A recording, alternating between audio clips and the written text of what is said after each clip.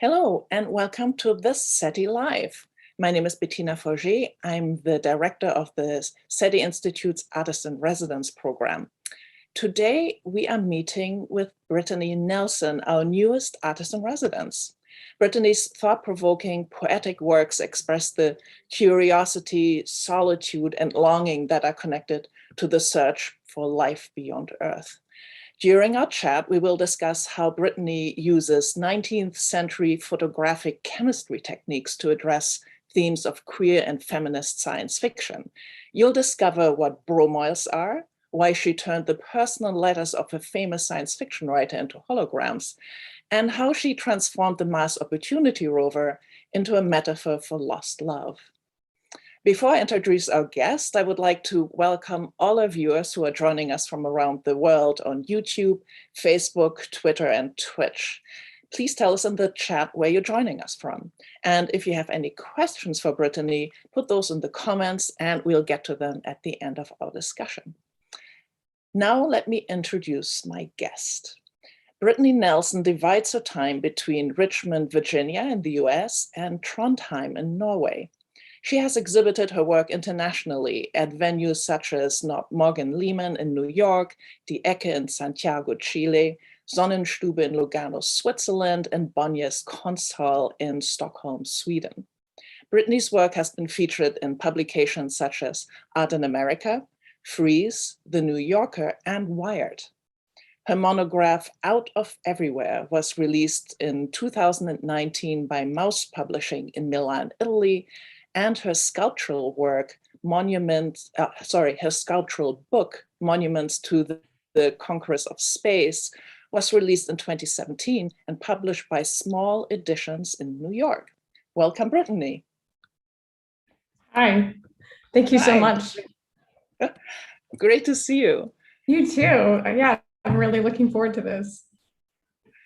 So as I mentioned in the introduction, you're fascinated by 19th century photographic chemistry techniques. So what is it about these processes that interest you, and how are you combining chemistry and artistic practice?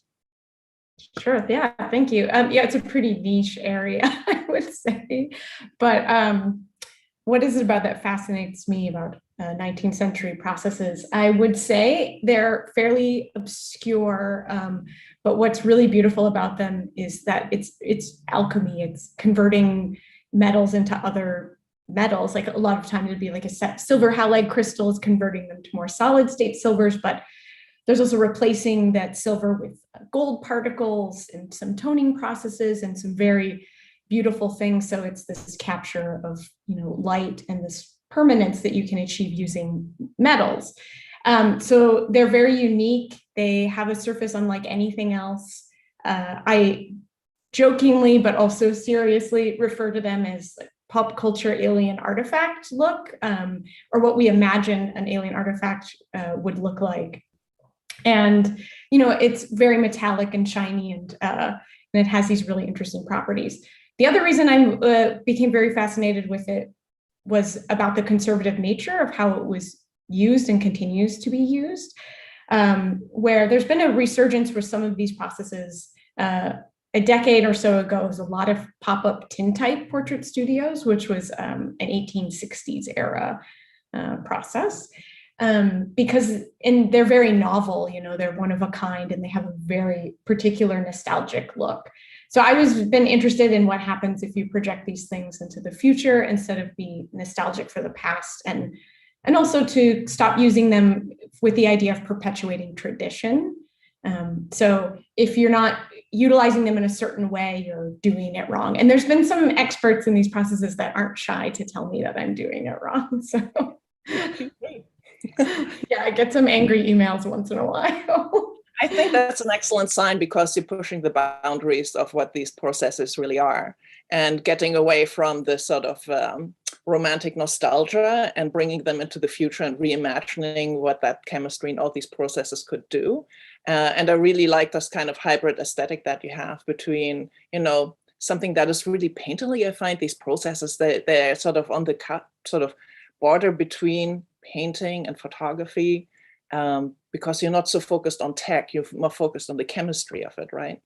Yeah, exactly. And I'm really interested in the failures or why we've called them failures. I try not to use like manuals that have been written for certain processes because I realize the logic is to get from point A to point B, and point B would be an uninterrupted portrait of, the sitter. And there's all of these amazing things that happen in between there. So fumbling through it and reverse engineering what goes wrong and getting like a bit of control over that is also part of it. So for some master tintypists and things like that, I think it looks like a horrific mess. It was very painstakingly created. Yeah. And I think this is one of the wonderful things of the artistic process, that it is so inviting of experimentation and what we call failure. But there's a lot of similarities, I think, also with science, where there's also a lot of iteration and experimentation, but we focus on what works. And sometimes in the arts, we sometimes focus on what doesn't work so well, because that can also lead us down very interesting avenues. Yes, absolutely. Couldn't agree more. So one of the really interesting techniques that you use, or chemistries that you use, are bromoils. And could you tell me more about that series of bromoils titled Opportunity, that is based on the photos of the Martian landscape taken by the Opportunity rover? So what intrigued you about the rover, and can you tell us what bromoils are and why you chose that medium? Yes, I will do my best here. I'm going to share my screen with all of you. Is that coming through okay? Perfect. Great. Here's an image of one of those. So to start, what a bromoil photograph is, it's a 19th century photographic process from a time period that referred to as the pictorialist era. And it was when photography wasn't considered an art form. So say 1920s, 1910, 1920s. And so some processes were developed to make photography literally look more like painting, so it could be considered an art. It was too scientific. It was a scientific tool, and that was the viewpoint at the time. So when you see the bromoil images, they're often landscapes and they're very romantic. So what happens is you have a black and white photo image. It's made from silver, so like a traditional darkroom black and white print. And you remove the silver, you bleach out the silver, and then you end up recreating it with lithographic inks. So it's a very slow process of inking, laying down ink and using these brushes. It's almost like excavating a dinosaur, like really slowly tapping it with these brushes and getting the image to sort of reappear. So the ink will stick in parts where there used to be shadow areas, and it will be repelled, the print soaked in water. So where there's highlight areas, it'll be more saturated with water and it'll repel the ink, and you can sort of form this image again. So it's quite a bit obscure. And then the Opportunity rover, my girlfriend, as I like to call her, she is a really, or I should say was, unfortunately, a really interesting machine, because she was so heavily personified by the public. And she, the backstory is that she was sent to Mars with the twin rover Spirit, and was estimated, or, the lifespan was supposed to be about 90 sols, which is 90 Martian days. And she lived for well over 14 years. And then the twin died, 7 years prior to that. So there's this narrative of this lonely robot who's like twin died and is like wandering Mars and has persevered through all of these, trials, and is doing these scientific experiments. And then there's these beautiful images where the mass camera is turned and it photographed like Opportunity looking back at her own tracks. So I've been researching certain science fiction authors, which I'm sure we'll talk about a bit, but I saw the parallels between this writer, James Tiptree Jr., and this really lonely, isolated images from this planet. And they were like the same figure to me. And so I started pulling these big landscape images and making these massive bromoils, these very romantic bromoil images. How big are these? They're very big. Sorry for the rest of the world who's has to deal with my inches. But they're 42 inches high and like about 75 long. I believe that they're the biggest in the world. This is not easy information to dig up, like, but I believe they are. So I'm trying to figure that out for sure, just so I can have my street cred and say that they're the largest. As street cred goes, that's pretty cool. And also, I love big landscapes, because when you're standing in front of an image like this, it feels like you're inside it, and like you could step inside the Martian landscape. And it's not like this little peephole where you, or like a postcard kind of thing where you go like, oh, you know, I'm just a window into another world. It's when it's really large, it's like I could walk right into that landscape and you feel transported. Yeah. Oh yeah, absolutely. That's definitely the idea. And I have sort of what I feel is the loneliest images, like really expansive, really, you know, well, it's all desolate, it's Mars, but you know, these like wide views and really feeling that sense of isolation. And so they had to be big, you know, so you can stand in front of them and start to feel that. And also just most of these images is like you're seeing them shared small JPEGs on a lot of science blogs, that sort of thing. And I really wanted to recontextualize these images with this very, you know, romantic viewpoint. Beautiful. Do you have a couple of more images? Oh yeah, I'm sorry. Yeah. I totally forgot. I can switch slides. Yeah. Because I mean, those textures are really gorgeous. They have this abstract quality. And even what comes through just by looking at them on the screen rather than in person, but you can still kind of see those fuzzy painterly edges but still get that sense of that this was information that was beamed down, because you got those jagged edges. So that's all the data coming in. So for science nerds, there's this recognition. It's like, I know where that comes from, right? That's not just any kind of Earth landscape. Because of that cutout, that would have to have come from another planet. Yeah, I love this language, this like very formal language that comes from these, like how they're stitched together in these amazing jagged edges. So that absolutely had to stay, but they're very handled. Like they're kind of beat up because they go through so much processing. My handprints are all over them. We let them just curl in the frames and stuff. So it was really important that they also felt like, yeah, very, you know, touched. Nice. And I just love the idea of Opportunity looking at her own tracks and her journey.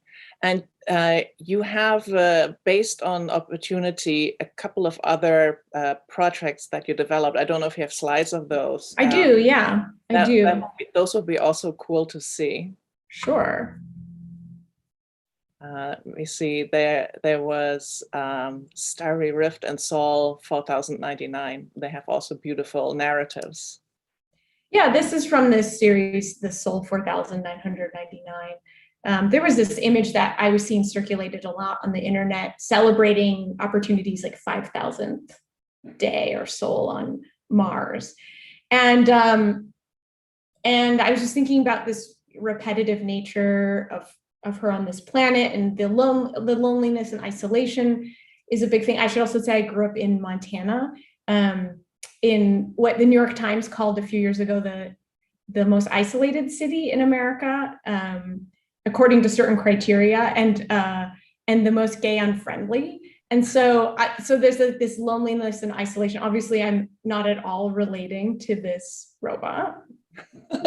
And so I was looking at this beautiful sunrise image, and I pulled it off the internet and made it into some silver prints. And then I put them through this chemistry that fuses the silver crystals in the paper to solid silver. And what that means is like, it's a mirror. And so when you shine bright light on it, you can see the sunrise and a bit of the landscape.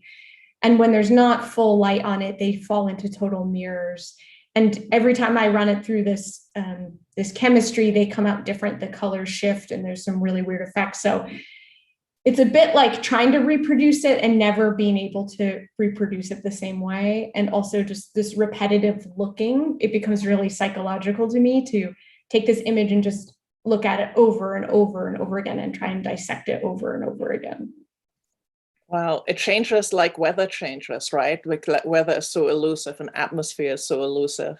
And I love that you get sort of using a mirrored surface. So I imagine when you're looking at them, you can maybe even see a little bit of yourself in them because you look at your own face.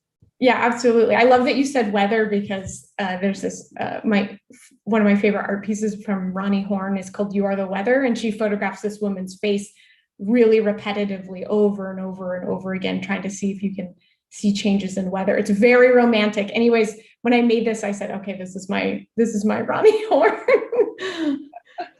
Oh, I love these. They are so beautiful. And how big are those? Is this a smaller series? Yeah, these are quite small. They're 10 by 8 inches, so like page size.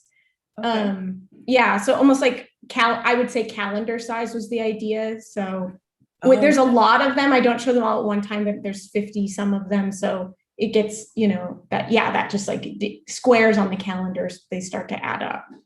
Nice. I love how everything is just so tight and coherent in your concept.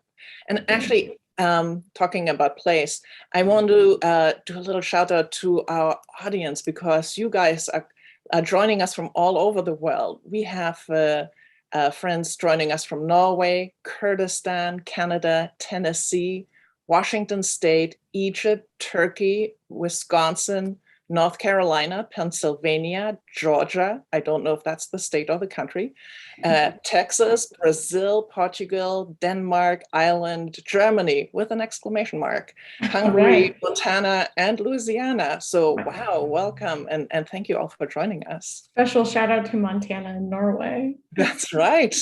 Maybe family or your fan base.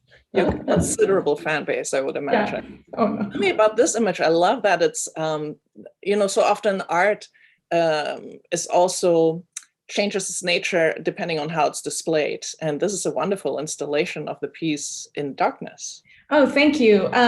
What I did with the first iteration of this project is light the room first and put these like tripods, like the lights are very obvious in the middle of the room. There's part of the work. And I would bounce the light off the walls and then I'd hang the piece in the light and not the other way around. So as the light dissipates, like in this one, the images spread out as well and then the ones closest to the light you can see perfectly, and then they sort of evolve or devolve maybe into mirrors. Wow. So you're also playing with the nature of light and light. Always, and photons. Yeah. It's what scientists, collect and hustle for. And you're playing also with the nature of light, and that's really beautiful. And I love the reflections they create on the walls as well. Yeah, that was a nice effect. I should have anticipated that, but I was delighted and surprised. Yeah, art really changes with installation. So I'd love to talk more about this, but I want to change tack a bit and get to another project of yours. So the curator Stephanie Hessler noted that you consider the Opportunity rover to be a gay icon of a lonely traveler in search of a companion, which I think it's a beautiful image. But so related to this idea is an artwork that draws on the writings of another famous gay icon. And you mentioned that writer, the sci-fi author James Tiptree Jr., and the writer's relationship to the equally famous author Ursula Le Guin. So tell us about your project, Tiptrees Dead Birds. Yes, going to that now. Okay.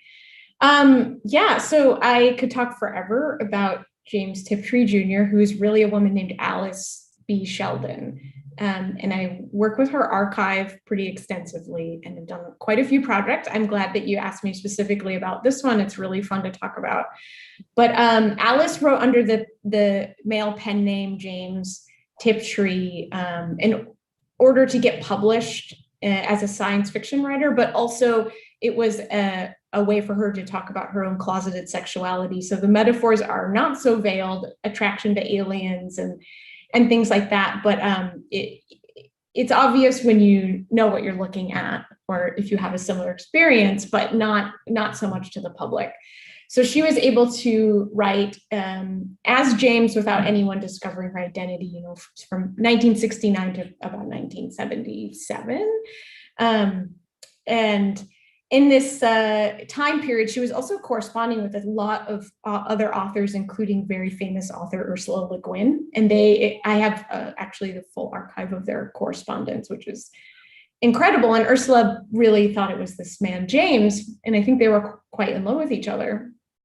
And that's a whole other project. But Tiptree's Dead Birds came from this research that there was a mention in Julie Phillips's biography of Tiptree that she had seen these 6 handwritten pages where Tiptree details all of the women who had rejected her in her life, but she's speaking as James, so the language is really intense. And she called it Tiptree's Dead Birds. And so I freaked out and I was like, I have to find this. And it was a bit of a goose chase. And what I couldn't locate the originals anymore.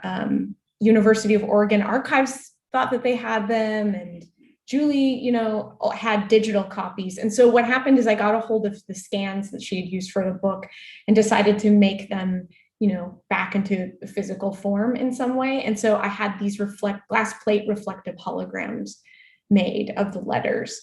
But it was also a way, I think, to bring them back to some kind of physical form, but also trapping them in another dimension, or that's how it feels a bit, I think, looking at the letters. I love that you used holography for this, because that is a much more current, used to be cutting edge technology. Yes. And sort of this feeling that, are they there, are they not there? Are these kind of the holograms where you have to stand right at the perfect spot to see them and then they disappear, or how do these holograms work? Yeah, you can see them really well. Here's like a close-up. I light them with these red LEDs just to enhance the effect, but they're very bright. And the holographic effect is really just like the page looks like it's floating off the background, and that's it. It was like very undramatic. One of the holographer I was working with, I think, was very disappointed because it's so restrained, and he's like, are you sure you don't want a cheetah like also jumping out at you? And yeah, we did a spillover with the lights on the wall as well to kind of heighten that effect. But they're very visible, but when you move around them, they have something called visual tracking. And so you can kind of look behind the letters, essentially, as if you look to the side, you can see behind the page. It's kind of a weird thing to describe, but. So again, there's this sort of meeting of the this sort of 19th century, well, it's not 19th century, it's like 20th century handwriting, something we don't do anymore today, but with this futuristic technology. And I love how you describe that they're like trapped in another dimension, because she feels like she was trapped as well as a person, not being able to reveal who she was, so she could just write. And I've heard this from so many female writers, and especially in science fiction writing, that it's still fairly biased against women. And I think even J.K. Rowling said, there's a reason why I'm only using my initials. So there's that being trapped there, and being trapped as a lesbian, not being able to come out. I guess in her time that was even more difficult than it is today. So I love how you found a visual form for that and a medium for that. Yeah, and I think with the holograms, it was a bit funny. I think my partner, she was like, we were talking about sci-fi and the show I have coming up, and she's like, well, why don't you just make holograms? And I got really upset. So I was like, that's so obvious. It's so cheesy and novel, and then of course I got obsessed with how, if I did do that, how would I do it? Can I make a hologram and it's not like the kitschiest thing you've ever seen? So yeah, so then I ended up doing this whole huge project. Very cool. And again, I love how the installation plays with lights as well, just in the previous one, the darkened room, and these sort of splashes of red light you're using as you're integrating the light itself into your artwork. Thank you. There is a related piece that also deals with Tiptree. I think it's called And I Woke and Found Me Here on the Cold Hillside. It's quite a title, isn't it? Yeah. It's not mine. I try not to be that dramatic, but Yeah, this is, I have this up. That's the title. It's based on a Keats poem, which is about a sailor who gets sexed up by a hot fairy woman and then is like abandoned on the cold hillside. So her story is very similar. It's about a young reporter. He goes to a spaceport to interview like the captain, and essentially he's told that everyone's become very sexually obsessed with aliens and to get out while you still can. Because it's like heroin and the aliens all routinely reject them and it's awful and they're like cracked out. So for me, like before I started really researching Tiptree, I read this story and I was like, who wrote this? This is the gayest thing I've ever read. And that's how I went down this rabbit hole. And so this is quite a simple series, but it's the pages of the story, 6 pages again, ripped out of the book. And then I put them on photo paper and exposed them just using a flashlight. So you can see the front and the back at the same time. So all the text gets a bit obscured, but also where you try to look the hardest, like where the light is the strongest, is where it's completely black. And so the harder you try to look, the more obscure and opaque it gets. And also when I made them, it felt like a kid that had stolen a Playboy and was like hiding with like a blanket over their head with the flashlight. So that was just like an added bonus. Fantastic. I love these. It looks like the pages are falling into a black hole. Yes. I love, like me, a good black hole, yes. So before I ask you what you've got planned for your stay at the residency, I want to take this opportunity to remind everyone that the SETI Institute is a nonprofit organization and that it's due to contributions from viewers like you that outreach events such as this SETI Live are possible. And if you'd like to support us, please consider going to SETI.org and hit donate. Thank you so much. And I'd like to also thank Freddie for the stars. That is really awesome. So what you got going, like, I know you just started, you just came into the AIR program, so you're at the beginning of your creative arc, but what do you have in mind? What do you want to do? Yeah, it's so funny. I have to give this aside to everybody else, but like I had to get Bettina like on a call just recently and I was like, where do I even begin? Like overly excited. Yeah, so I've talked a bit to Dr. Anne-Marie Cody, an astronomer there, about a project she's working on with the TESS telescope. And she sort of dropped this casually at like a happy hour we were involved in, just about this immense amount of data, all of these images of millions of stars that are being tracked and cataloged for any sort of dimming that might occur,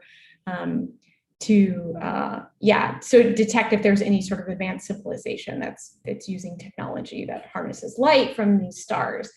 And thinking about, as you can imagine now that you've heard me talk about the work a little bit, but of so many images in this repetitive sort of looking, and so what's so really fascinating to me is the looking and never finding anything, but the persistence of it. And so the methodologies that are used in a lot of the SETI research, I think, are so beautiful. And so she's been really kind, and we've been exchanging emails, and she sent me these images that are just blowing my mind right now. So stay tuned. And Marie's awesome, so that's very, very generous. And I also am really obsessed with what nothing sounds like, and just the listening that happens at SETI, the immense amounts of listening and the static. And I really want some of this, the sound of nothing for art installation. And I think I don't want to alter it in any way. Maybe the volume, maybe it gets more anxious, like more loud and soft, but that's my current obsession right now. Intriguing obsessions. We've got a couple of questions coming in. So one question is, how do you see feminism from your personal viewpoint? Today, it is all aspect rebalancing in a male-dominated world, from obviously socially, but not military and sports too, but also sci-fi future view. I think the question is like, how do you combine your feminist viewpoint and your art maybe, do you feel that you are in a male-dominated world? Like, how do you approach that? Yeah, definitely. I'm in a male-dominated world. We all are. So yes, and I think that the 19th century photography processes are heavily and historically male-dominated, and so is science fiction. So I look at what I do and what like people like Tiptree have done as infiltrations, which is really interesting, and it's part of why I love the NICE archive so much. It's can be the way it's shared. It can be very techno fetishistic on these blogs and things like that. And I really want to look at it differently. Like when I look at these images, I see this really lonely, romantic, isolated feeling of like, say, growing up closeted. And so what type of feminist am I? I mean, it was like a hard question to answer. I mean, I'm an intersectional feminist, if you want like the definition of such. So I really am thinking about this idea of feeling like an alien to be, you know, something that's more universal than my particular experience. That's a great perspective to have, and also really appropriate for the SETI Institute, who are taking a more global and diverse and inclusive view. So yeah. I have another question. Somebody who says, I'm loving your work. It's nice. How do you apply, for example, the chemistry of the atmosphere or some equivalent chemistry to apply to the existing chemistry of the photo paper to try to reproduce the real environment? So I think the question is, you know, the conditions of where you're doing your work, does that influence, and how does that influence? Do you purposely have that influence the chemistry of all these phenomenal processes that include silver and oxidation and all that? That's a really interesting question. At first I thought it's like, do you recreate like the Martian environment? And I was like, what if I could make work in a vacuum? Oh my God. So yeah, I cannot, but the environment plays a role whether I want it to or not, and most of the time it's not. So the chemistry can be very sensitive to humidity, but temperature. Once I had like this disaster, and like the prints were it was just a horror show for a week straight. And then I found out that the weather had changed in Richmond, and the temperature in my studio was 5 degrees colder, and everything was just wrecked. So luckily I have some support in my university, and I've got a lab there, and there's like temperature control, and they've helped eliminate some variables that make things really difficult for me. But sometimes it's great, happy accidents, and it makes great things. But a lot of the times the weather tortures me. So do you do work outside then sometimes, just to sort of tease accidents, or do you prefer the real controlled environment where you know what's going on because already the stuff is hard enough to do?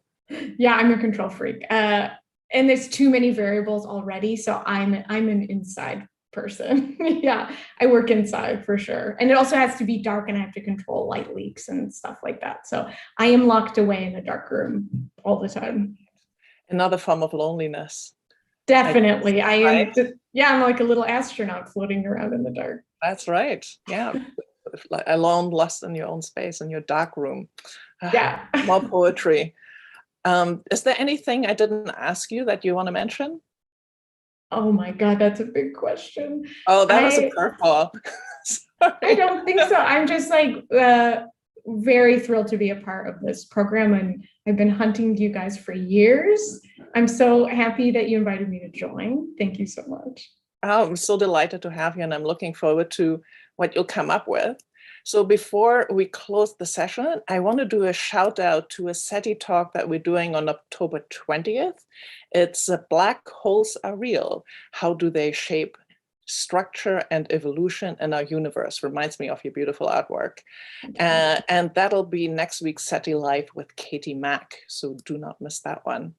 I will be there. I will be there. So all that's left is to thank you for this wonderful chat, and thank you for everyone from around the world who joined us for the SETI Live, and we'll see you, well, latest next week. Take care. Bye.